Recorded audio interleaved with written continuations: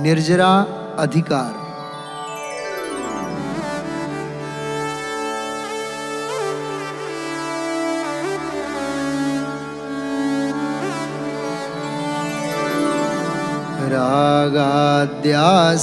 रागाद्यास्रवरोधतो निजधुरां धृत्वा परः संवरः कर्मागामि समस्तमेव भरतो दूरान्निरुन्धन् स्थितः प्राग्बद्धं तु तदेव दग्धुमधुना व्याजृम्भते निर्जरा ज्ञानज्योतिरपावृतं न हि यतो रागादिभिर्मूर्च्छति।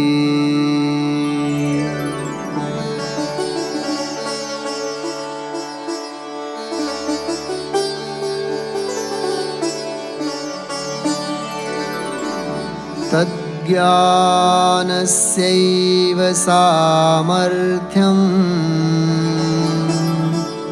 विरागस्यैव वा किल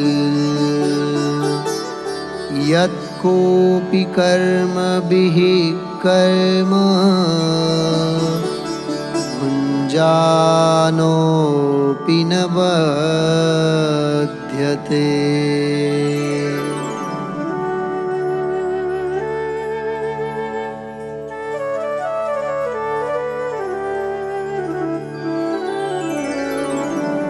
नाश्नुते विषयसेवनेऽपि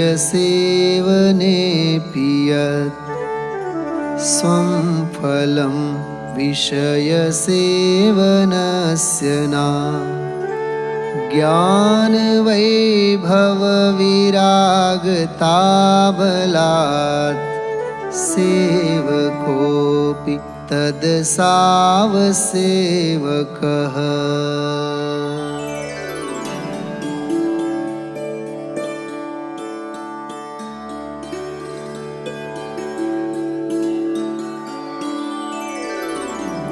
सम्यग् द्रष्टेर्भवति नियतं ज्ञानवैराग्यशक्तिः स्वं वस्तुत्वं कलयितुमयं स्वान्यरूपाप्तिमुक्त्या यस्माद् ज्ञात्वा व्यतिकरमिदं तत्त्वतः स्वं परं च स्वस्मिन्नास्ते विरमति परात् सर्वतो रागयोगात्।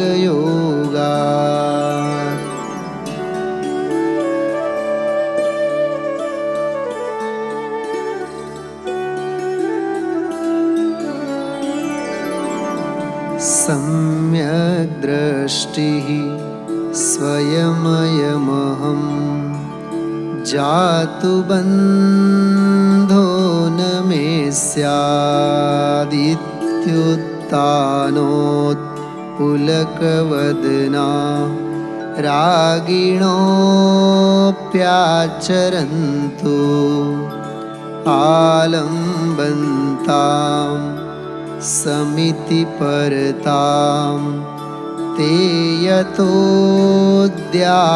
पापा आत्मानात्मावगमविरहात् सन्ति सम्यक् त्वरिता।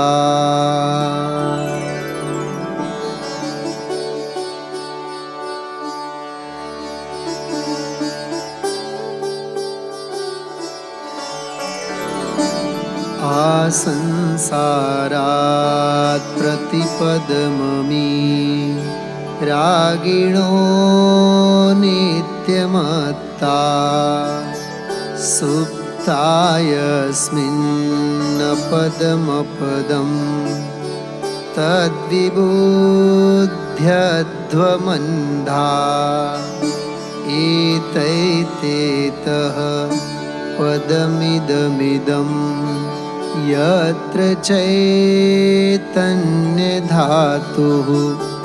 शुद्धः शुद्धः स्वरसभरतः स्थायी भावत्वमेति।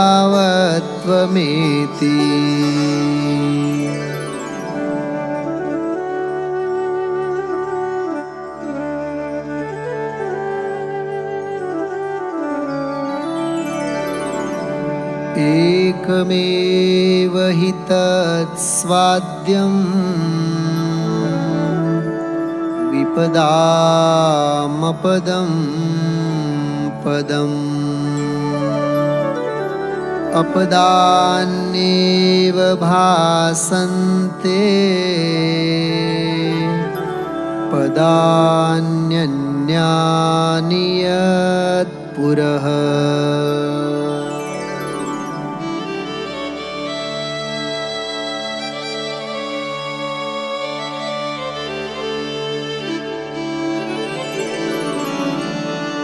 एकज्ञायक भावनिर्भर महास्वादं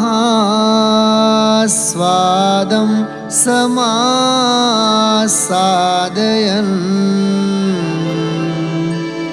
स्वादं द्वन्द्वमयं विधातुमसह स्वां वस्तुवृत्तिं विदन् आत्मात्मानुभवानुभावविवशो भ्रश्यद्विशेषोदयम् सामान्यं कलयन् किलैष सकलं ज्ञानं नयत्येकताम्।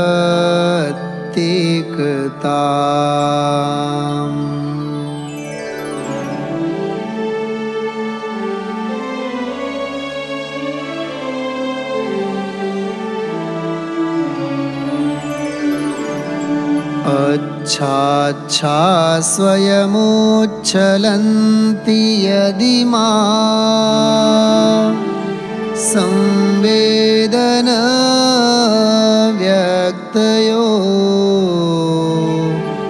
निष्पीताखिलभावमण्डलरस प्राग्भारमत्ता इव यस्याभिन्नरसः स एष भगवान्नेकोऽप्यनेकी भवन् वल्गत्युत्कलिकाभिरद्भुतनिधिश्चैतन्य रत्नाकरः।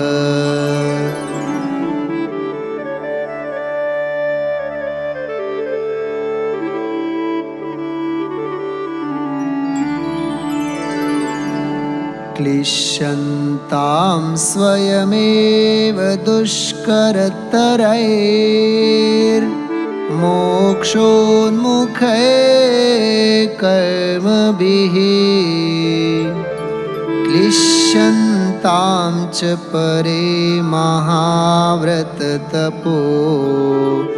भारेण भग्नाश्चिरम्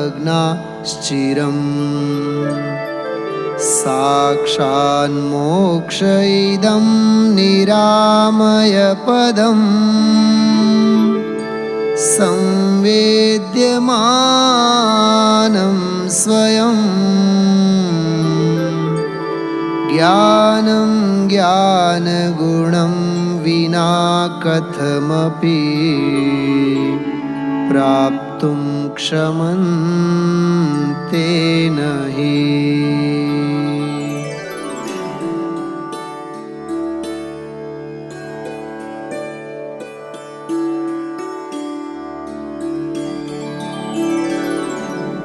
पदमिदं ननु कर्म दुरासदम् सहजबोधकला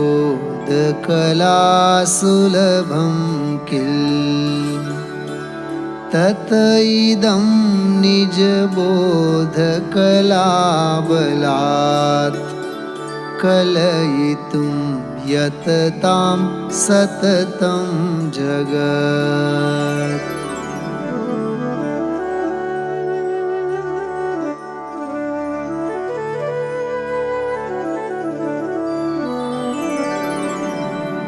अचिन्त्यशक्तिः स्वयमेव देव चिन्मात्रचिन्तामणिरेष यस्मात् सर्वार्थसिद्धात्मतया विधत्ते ज्ञानी किमन्यस्य परिग्रहेण।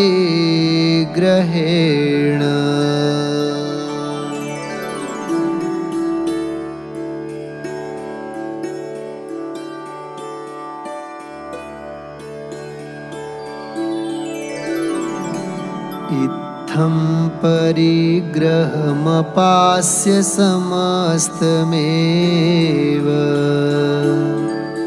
सामान्यतः स्वपरयोरविवेकहेतुम् अज्ञानमुज्झितुमना अधुना विशेषात् भूयस्तमेव परिहर्तुमयं प्रवृत्तः।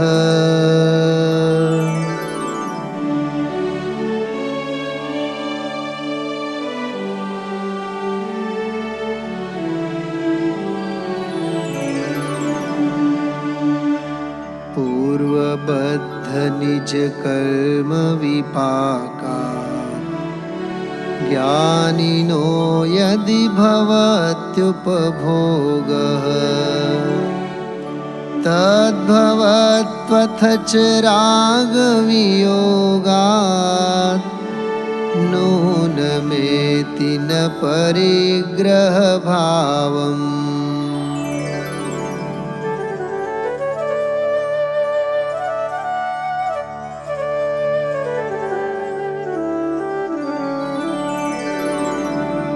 वेद्यवेदकविभावचलत्वात् वेद्यते न खलु काङ्क्षितमेव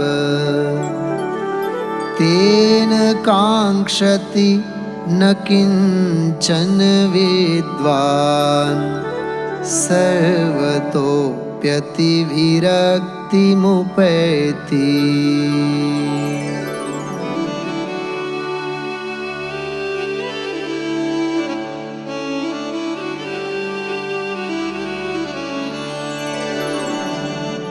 ज्ञानिनो न हि परिग्रहभावम्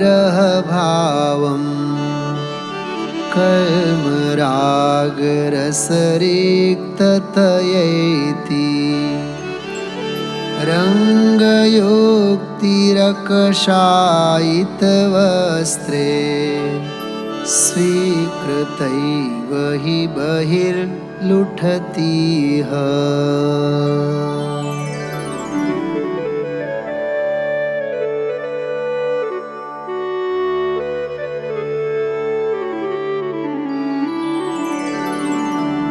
ज्ञानवान् स्वरसतोऽपि यतः स्यात् सर्वरागरसवर्जनशीलः लिप्यते सकलकर्मभिरेषः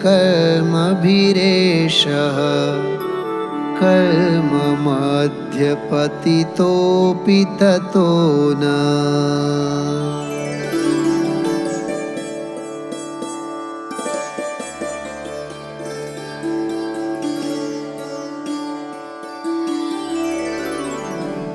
यादृक्तादृगिहास्ति तस्य वशतो यस्य स्वभावो हि कर्तुं नैष कथञ्चनापि हि परैरन्यादृशः शक्यते। अज्ञानं न कदाचनापि हि भवेत् ज्ञानं भवत् सन्ततम्। ज्ञानिन् भुङ्क्ष्व परापराधजनितो नास्तिह बन्धस्तव।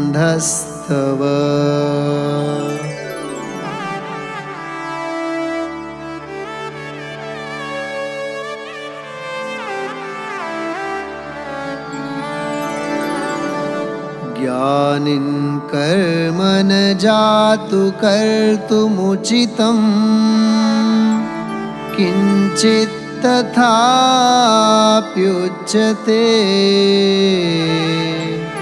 भुङ्क्षे हन्त न जातु मे यदि परं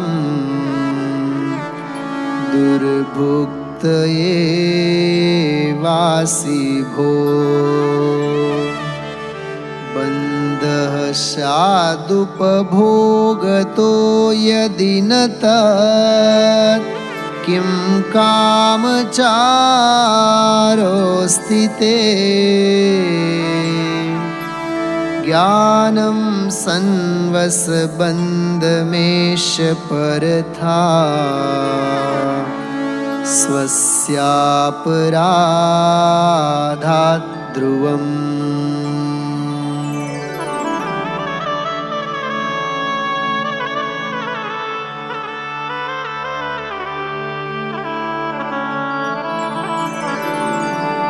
कर्तारं स्वफलेन यत्किल बलात् कर्मैव नो योजयेत्। कुर्वाणः फललिप्सुरेव हि फलं प्राप्नोति यत्कर्मणः। ज्ञानं संस्तदपास्तरागरचनो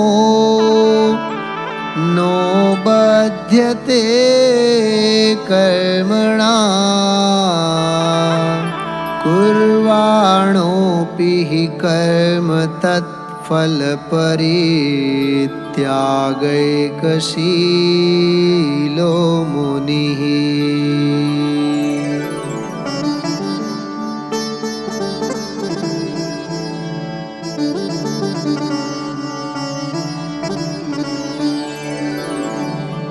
त्यक्तं येन फलं स कर्म कुरुते नेति प्रतीमो वयम्।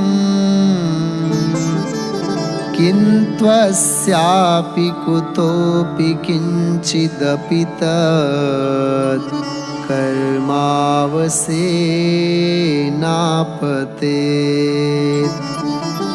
तस्मिन्नापतिते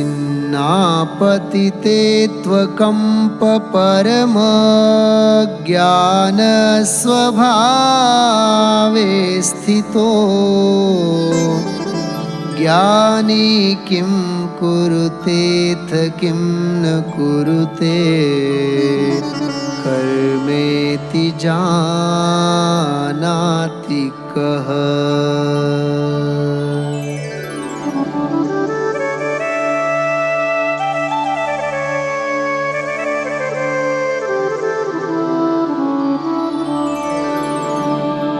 सम्यग् द्रष्टय एव साहसमिदं कर्तुं क्षमन्ते परम्। यद्वज्रेऽपि पतत् नित्यमीभयचलत् त्रैलोक्यमुक्ताध्वनि सर्वामेव निसर्गनिर्भयतया शङ्कां विहाय स्वयं जानन्तः स्वमवध्यबोधवपुषं बोधाच्च वन्ते नहि।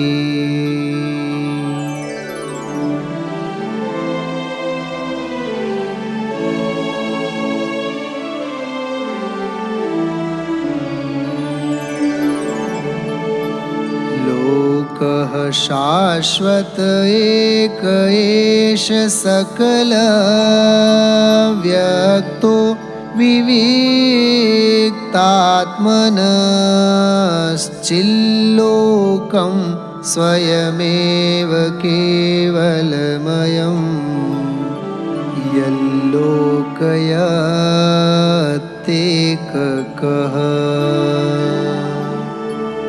लोकोऽयं न तवापरस्तदपरस्तस्यास्ति तद्भिः कुतो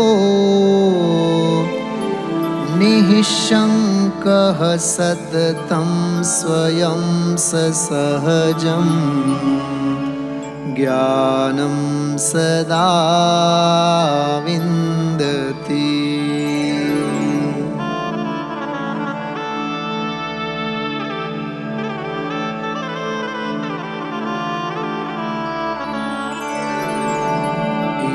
ईशैकैव हि वेदना यदचलं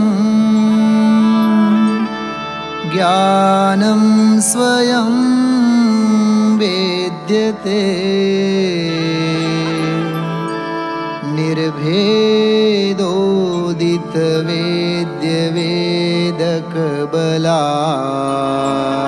निर्भेदोदितवेद्यवेदकबलादेकं सदा नाकुलै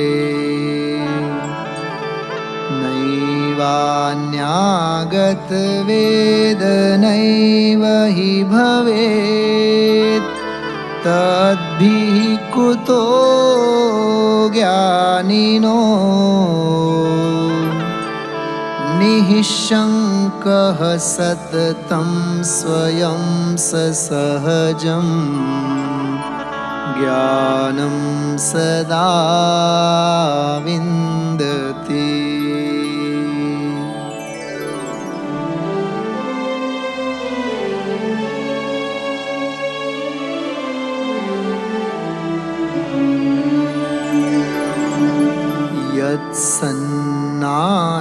यत्सन्नाशमुपैति तन्न नियतं व्यक्तेति वस्तु स्थितिर्ज्ञानं सत्स्वयमेव तत् किल ततस्त्रातं किमस्यापरै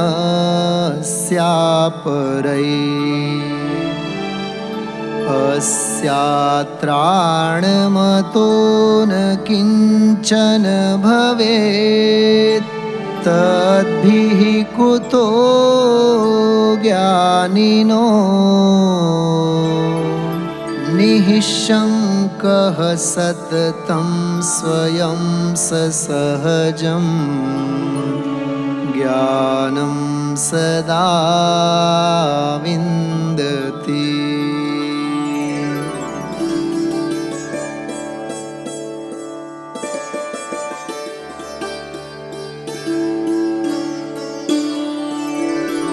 स्वं रूपं किल वस्तुनोऽस्ति परमा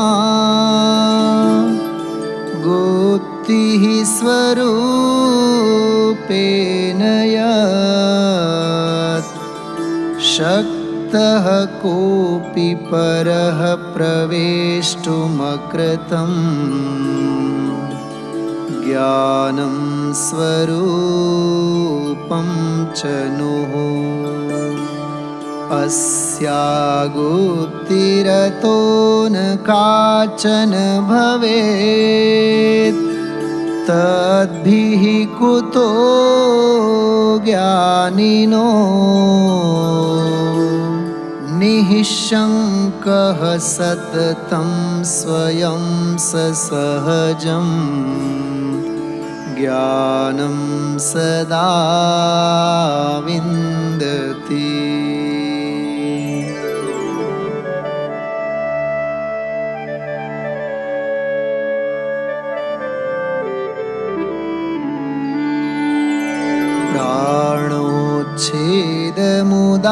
प्राणोच्छेदमुदाहरन्ति मरणम् प्राणाः किलास्यात्मनो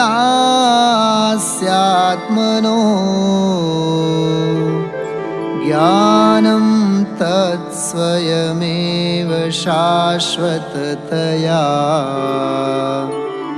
नोच्छिद्यते जातु चेत् तस्यातो मरणं न किञ्चन भवेत् तद्भिः कुतो ज्ञानिनो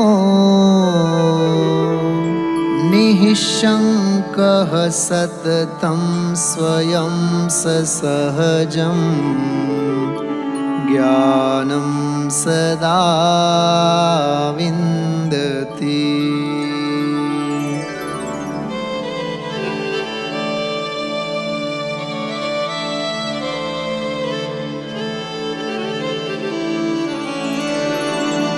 एकं ज्ञानमनाद्यनन्तमचलम्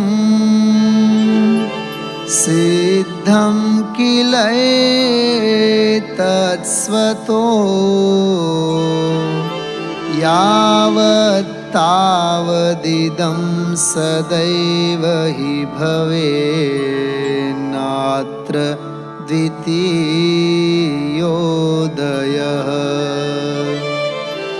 तन्नाकस्मिकमत्र किञ्चन भवेत् तद्भिः कुतो ज्ञानिनो निःशङ्कः सततं स्वयं ससहजं ज्ञानं सदा विन्दति।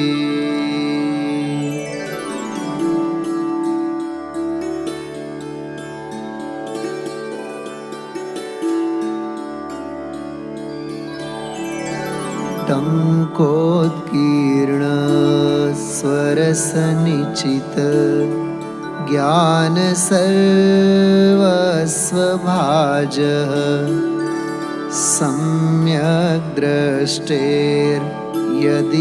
सकलं घ्नन्ति लक्ष्माणि कर्म तस्यास्मिन् पुनरपि मनाक् कर्मणो नास्ति बन्धः पूर्वोपात्तं तदनुभवतो निश्चितं निर्जरैव